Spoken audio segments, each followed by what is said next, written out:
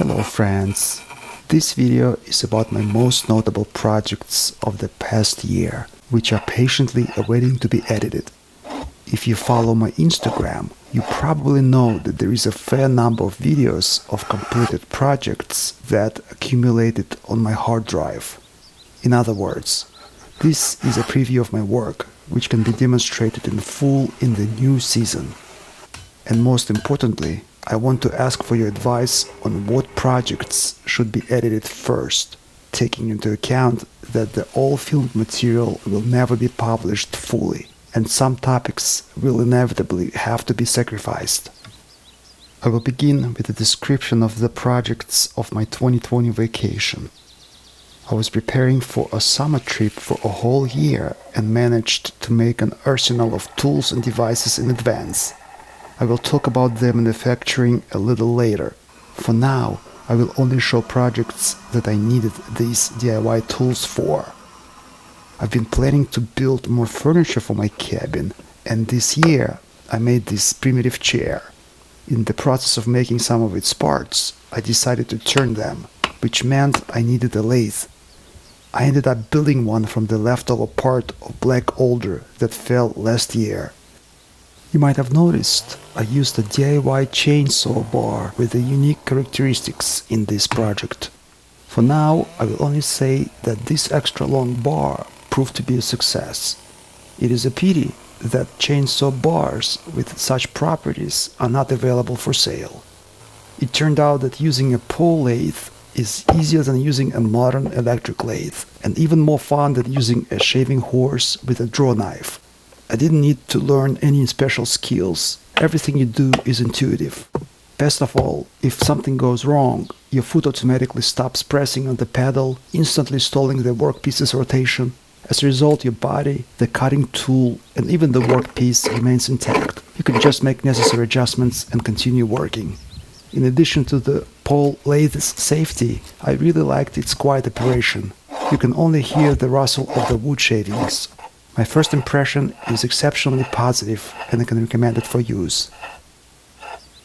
I forged these hold-down clamps just before this trip, and despite their weight, never regretted putting them in my backpack.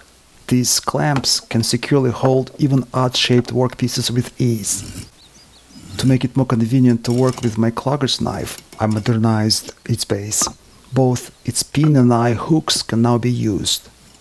For full-fledged work on a pole lathe, it is best to have specialized lathe tools. So far, I have only managed to forge a hook chisel. However, now I know exactly what wood-turning tools I need. Forging a second lathe chisel is always easier than the first one. I will need at least 4 more hook-type hollowing tools, a roughing gouge, a spindle gouge, a parting tool, and a skew gouge. But for now, I could turn parts of my primitive chair using a sharpened screwdriver and a regular chisel. I also needed a lathe for making cylindrical parts of my water wheel-powered washing machine. Technically, it proved to be a rather complicated project. However, having properly equipped my workshop with a topsy-turvy workbench, shaving horse, clogger's knife, tool rack, and other helpful devices, I was able to complete the water wheel project relatively fast. The main design's challenge was that for the sake of washing quality, I didn't use a through axle in the drum. Consequently, I had to mount a hollow drum on a split axle with only one driven side, which was not an easy task. However, as you can see, I was able to finish this project. I installed the drum into a square tub and hooked it up to the water wheel. Now I can wash a fair amount of soiled work cloth with almost no effort by loading the drum with dirty laundry and sliced soap, followed by filling the washing machine with water and spinning the drum powered by the water wheel. While the stream was doing my laundry, I could do other things. For example, I could cook fat-tailed sheep meat in my earth oven nearby. Well, technically, I cooked this meat the day before, and that's when I got my jacket soiled. This is when I made the decision to urgently field test the washing machine the very next day. On laundry day, I feasted on fried quail eggs and homemade Adyghe cheese. In field conditions, with no experience and in a hurry, it wasn't easy to brown the cheese perfectly. Saying that, I wouldn't mind eating this cheesy egg dish almost every day. It is truly a delicious combo. The mechanization of manual labor surely frees up a lot of time, but it is important not to forget to stop the washing machine in time. While the water wheel is doing useful work, you can leave it unattained and do other things. However, the lack of automation makes it necessary to periodically monitor the operation of the water wheel and washing machine. As you may imagine, a pine cone falling from a tree can jam the drum, but the water wheel wouldn't stop spinning. As a result, the damaged axle would have to be repaired. Among other things, the complexity of manufacturing this washing machine was contributed by the fact that the washing machine's axle was also used to drive an improvised generator made from an electric screwdriver. My mini hydroelectric power plant was able to charge a lithium iron phosphate battery to as much as 105 amp-hour. This summer, I also charged this battery using 2 solar panels. Unfortunately, we don't have much sun in the north, even during the day, so the hydroelectric power station supersedes in practicality in any case. Additionally, I installed a mobile signal amplifier on this pine tree. There were so many viewers strongly recommending it under a previous video where I made phone calls from this tree that I simply could not look past it. This mobile signal amplifier needs electricity, not to mention the drone and other video equipment. Do you think my efforts to install the antenna on the pine tree paid off? Did I manage to lower the signal reception area closer to the log cabin camp? Getting back to the topic of hydroelectric power, my homemade power plant allowed me not only to implement electric lighting in the cabin and to power the signal amplifier, but also to use a corded side grinder through an inverter. I completed a project of making a granite griddle, or rather a granite cooking stone. Last summer, I brought this granite slab from the shore of Ladoga Lake to the cabin camp. This year, I flattened the slab, installed it on a finished candle, heated its surface, and cooked the most delicious fried quail eggs in my life. I don't know what was the special from this cooking technique. Perhaps it was the huge heat capacity of the granite frying surface, or the candle's smoke. Maybe something else, but the fried eggs were simply out of this world. I strongly recommend you to try this out too. By the way, washing such frying griddle is not difficult at all, so I'm not planning to build a water wheel powered dishwasher. Although, who knows? The water wheel has an enormous potential. This is why I decided to build a water wheel powered sharpening station. Initially, I planned to make a grinding wheel from a tree stump, but was unable to find a suitable log of the right diameter among the falling trees. They either were too skinny or too rotted and were not suitable for the task. So I decided to assemble the grinding wheel from smaller pieces. As a result, the project became more complex and time-consuming. Initially, I allocated half a day for it. It ended up taking much longer. I glued the grinding wheel from 8 wooden segments. I first fitted the grinding wheel's central hole to the water wheel's octagonal shaft before gluing the segments together. Then I installed the glue up on the shaft, and after having suspended the water wheel assembly on standard sliding bearings, I shaped the wooden drum to the required diameter, using the water wheel mechanism as an improvised inertial lathe. It sounds tricky, but there is nothing really tricky here in reality. This precision work took a lot of time though. The difficulty was in the fact that the drum sanding belt's feet could not be messed up. If you shave off too much material, you can't easily restore the drum's diameter. I also feared that the slight difference in the sanding belt's circumference would not allow them to be easily changed on the drum. I think that an ability to quickly change belts of different grit values is important. But despite the difficulties, everything worked out well, and I was able to use my newly built contraption for sharpening all of the cutting tools, such as the clogger's knife, two-handed chisel, and scrapers. I also shaped and sharpened a recently forged hook gouge. I even managed to sharpen the cutting edge on my most complex forged hand tool, a twist auger or Navar. The process of forging this auger is probably worthy of a separate video. And of course, I've retouched the cutting edges on my knives, axes and small chisels. You may get the impression that I was only sawing, planing, drilling, sharpening, digging and planting, but this is not so. I was still actively procuring food. I fished as well as collected edible mushrooms and wild berries. When the weather gets bad and it rains most of the day, it gets harder to stay motivated to do construction work under the open sky. At the same time, such weather is good for other activities, which encourages you to put on waterproof clothing, get the fishing gear out and go procure some gifts of nature. It's a pity that only pike and perch are found in nearby lakes, but I'm not against such a diet. There is a penalty for stocking a forest lake with trout. My flotilla of boats on the local lakes has grown by one more vessel this summer. When I tested it at Ladoga Lake, I fished out an old tire and decided it was a sign. I thought to myself, it is not difficult to cut rubber rings from a tire and use them as driving belts for a gearbox's pulleys. They could make it possible to increase the rotation speed of the generator. Bearing in mind the success of bottle cutter video, 6 and 18 million views respectively on my English and Russian channels, I thought about making a tire cutter jig. The jig would have two bearings in its design, which are not that cheap. I can cut the tire with my hands too, so I'm not sure if the world needs my tire cutter jig design. What do you think? Most of the tire remained unused, but I have special plans for it. Soon I will need more rubber belts for the upcoming water wheel powered bush machinery. Using rubber rings, you can also make a slingshot cannon, which in turn can be used for unexpected utilitarian purposes or for traditional ones, for example, storming a castle. But I will not get ahead of myself.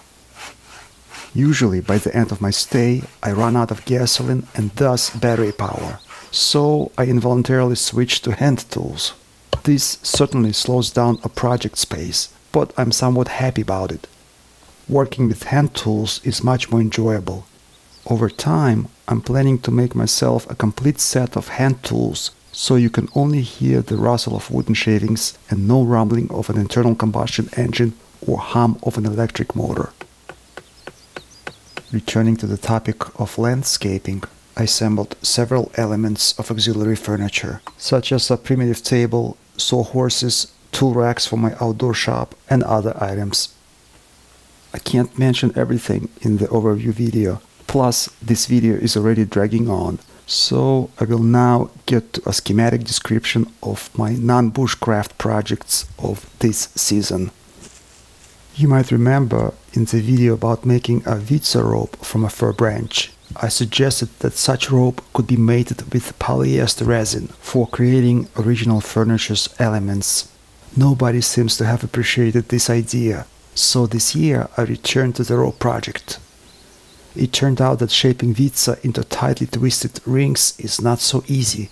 It was even more challenging to transport and dry the rope bundle in this shape. So I had to experiment, and as a result I assembled a jig for twisting vitsa into a spiral. The formed spool is securely retained on a plywood jig for easy storage and transportation. I can't describe the whole technique in a nutshell, but I soon plan to show you a finished countertop of the original design, which I nicknamed as the Galaxy Spiral or Perseus Arm. And of course, I will not ignore the traditional methods of making slab tabletops. My slabs are already dry and ready for processing. In one case, the tabletop support will be cast from aluminum, and in the second, the support will be equipped with a variable height mechanism. I want to be able to work at my desk, both sitting and standing. A healthy back is important after all. In the comments, people often ask me to show my workshop, but I didn't even have a dedicated workshop. I worked in a barn, in a basement, or in the open air. But this year, I finally decided to convert my basement into a workshop. In this footage, you can see the basement a year ago and now. It took me a year to set it up. The workshop project took a lot of effort and money, so it noticeably slowed me down on other fronts. But now I should be able to catch up. Once I started remodeling my basement, for starters, I modernized its anti-flood system that previously couldn't effectively cope with seasonal flooding. Then I strengthened and added rigidity to my long workbench, as well as replaced its old drawers with universal wheeled stands. I slightly modernized my desktop milling machine, bought a minimum set of accessories for it, assembled a stable stand with storage drawers for it, and now I'm able to mill just about anything. When I bought this milling machine, I assumed that its accessories would not be cheap. As I predicted, 2 years later, I can say that this already cost me more than the machine itself. However, I have no regrets. With the incredibly kind Patreon donations, I was able to purchase the quality accessories I needed. Each new acquisition made me happy and expanded my workshop's possibilities. For example, using the aforementioned milling accessories, I was able to mill and even drill a large deep hole in this leaf spring, harvested from a truck. It wasn't an easy task, and my P6 M5 drill bit lost almost an inch due to resharpening. As a result, I have assembled a forging tool that can almost perfectly straighten a thick spring steel pin, which can be used to forge a draw knife, a froe, a large carving gouge, or a navar, also called a spiral auger. That particular auger was probably my most difficult forging project to this day. As far back as I can remember myself, I always wanted to forge metal. I started with a mini forge made from a large tin can, but this year I have made significant progress in furnishing my blacksmith shop. I assembled a new forge and made a new burner. This winter I'm planning to improve my anvil made from a huge excavator scoop's tooth. I need to mill a hole in it for a punch attachment, as well as to silence its ring. I also want to make a blacksmith leg vise, which is one of the most important tools in a blacksmith's shop. Then I will open new horizons on artistic forging and tool making. I know there is a trend to forge knives from drill bits. I forged one this way myself. However, a knife is a primitive product compared to a screw auger. I love and appreciate the primitive aesthetics of a knife, but it is still a pity that people pay so little attention to other hand-forged tools. Finding a high-quality carving gouge or a navar without breaking a bank is not easy nowadays. This prototype screw auger surpassed my expectations. Now I can say I know how to quickly make one that is both high quality and inexpensive. I recently acquired a Class 1 accuracy granite surface plate and a metal hand scraping set, which included 3 scrapers and a small roller with oil-based marking paint. First, I lapped my straight edges to make sure they are true. Then I restored the geometry of my lathe's crucial parts by hand scraping a saddle square, a surface plate, a compound slide table and carriage. Once done, I noticed an increase in the lathe's rigidity, which enhanced the surface finish overall. For the next lathe upgrade, I want to procure a granite slab to mount my lathe on it. Fortunately, they are prolific where I live. This is when I might edit a video about this epic lathe improvement adventure. I don't know what will come out of it, but I can already say that I like hand scraping no less than turning, and I love turning. After 10 minutes of lathing, I turned a shiny bushing. Using it, I easily made a hold-down clamp, also called a hold-fast or a third arm. It is hard to overestimate a metal lathe's usefulness in a workshop. Another example, I turned these side rack mounting brackets for my Honda timber carrier. They have a perfect fit with my scooter's footrest. You might have already seen how I was transporting logs on my scooter in the video about milling logs into perfect boards with just a chainsaw. I cannot recommend this transportation method to anyone though. Obviously, this is an abnormal and unsafe use of a scooter. However, with the new side racks design, the implementation of this dubious undertaking has become much easier and safer. The rack's design is not complicated at all. All you need is 2 brackets, one for attaching to the scooter's rear rack and the other to the scooter's footrest. The side rack can be used to transport any oversized load. In the upgraded side rack, there is a gap between the load and the scooter, so I can stop and balance it by leaning my foot on either side of the scooter. By the way, I wanted to kindly ask for a favor from my viewers. I don't want to be unoriginal and publish a video on a topic that has been known to a wide audience. Therefore, in this video, I've tried to assemble only my original projects. However, lacking the full knowledge of humankind, I cannot be quite sure of the originality of my own ideas. Therefore, if you watched a good video on any of the mentioned topics and ideas, please let me know in the comment section below. If possible, provide a link to the video or the author's website. This information will help me read out the non-original projects. Thank you in advance. About 20 years ago, my family's bees burned down in a fire. I felt very sorry for the bees, and 3 years ago I restarted beekeeping. I have several ongoing projects that have to do with bees. There are many methods of commercial honey production, from the Kashkovsky to the Cyprus method. I want to work out a method of swarmless beekeeping, which would be easy for anyone who has a busy work schedule. My beekeeping is not commercial, but for the needs of family and friends. I use an extra large frame. I call them high and wide frames. Such unusual frames still fit into a standard honey extractor. All hives, frames, nuc boxes, honey supers, feeders, and other beekeepers' equipment are homemade. Since ferromagnets prevent bees from orienting themselves, I try not to use nails. In addition, I condemn the use of antiparasitic drug amitraz on bees, which further complicates beekeeping work. I'm also building a beeswax foundation press for making foundation wax sheets with a slightly larger cell size in order to selectively breed especially large bees resistant to cold and parasites. The larger the foundation sheet's cell size, the larger the honeycombs will be built, which will in turn hatch larger honeybees. A large bee hibernates better, flies farther, lives longer, and can deal with the varroa mite on its own. It sounds like a magical solution to all beekeeping problems, so it is worth trying to make a beekeeper's dream come true. Last year, I had several interesting adventures at once. I crossed the Vepsky uplands, and what is especially interesting, I visited the pole of inaccessibility of Eurasia, the Putorana Plateau. There are no roads and settlements for thousands of kilometers.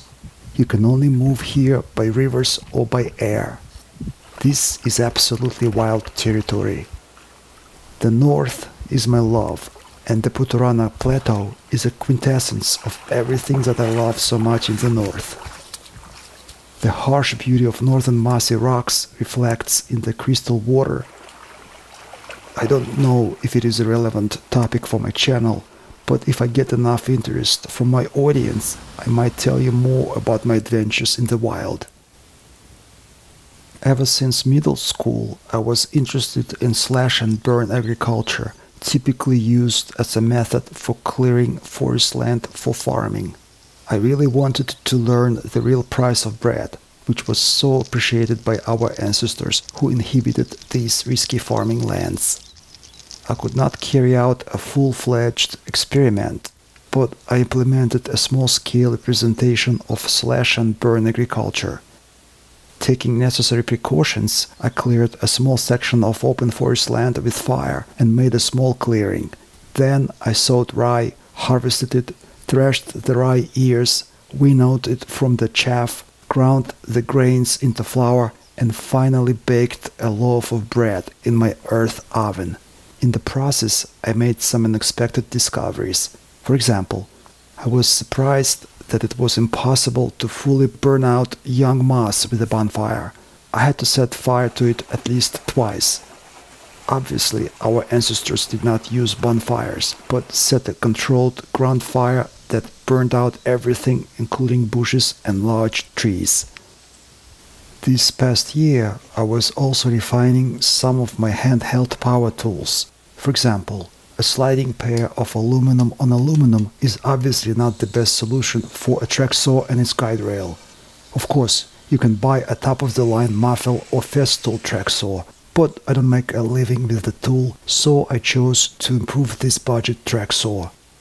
In some cases, using manual fine-tuning, you can achieve a better result than that of a well-known brand. As you can see, it is not difficult to mill the slots in the track saw's sole for inserting PTFE anti-friction pads, and the result speaks for itself. The saw slides nicely after about a dozen small tweaks. Of course, it takes time, but you have to pay the price for a comfortable and accurate cut.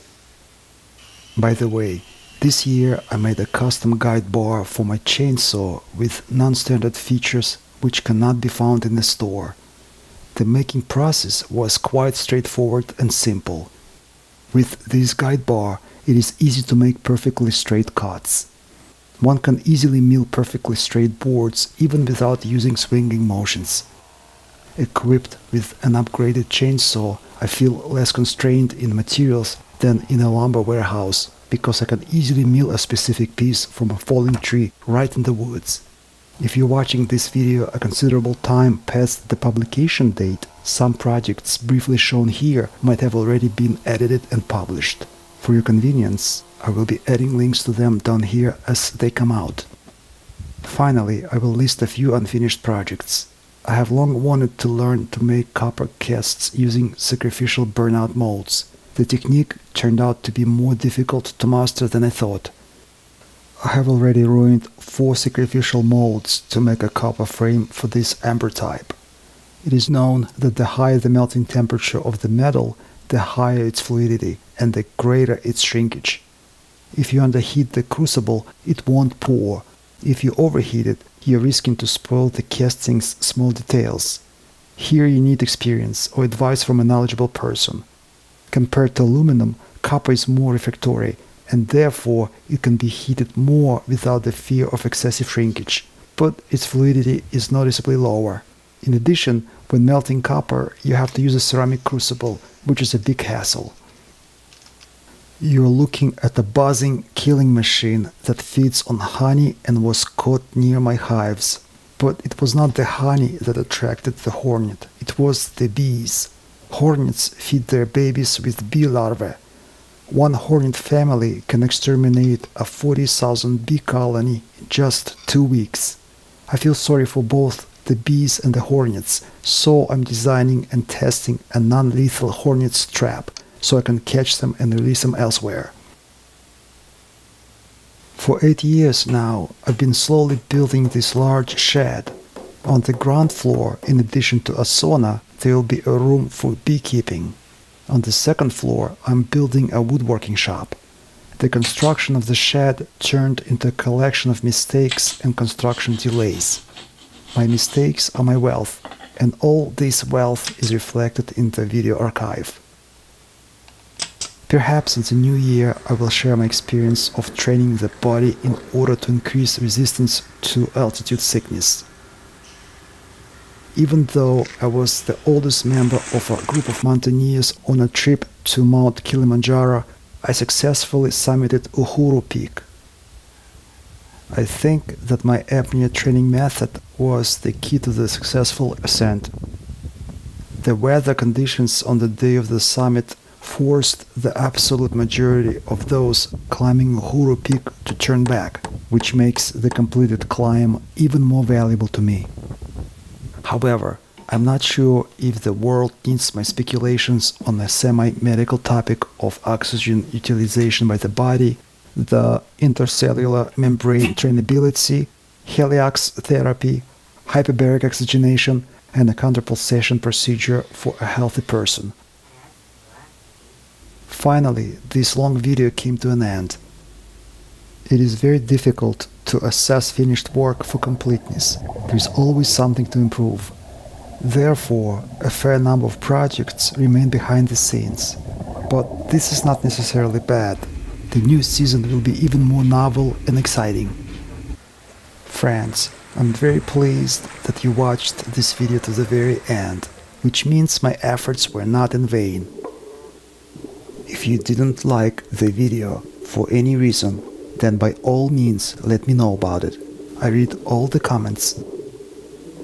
Postscriptum.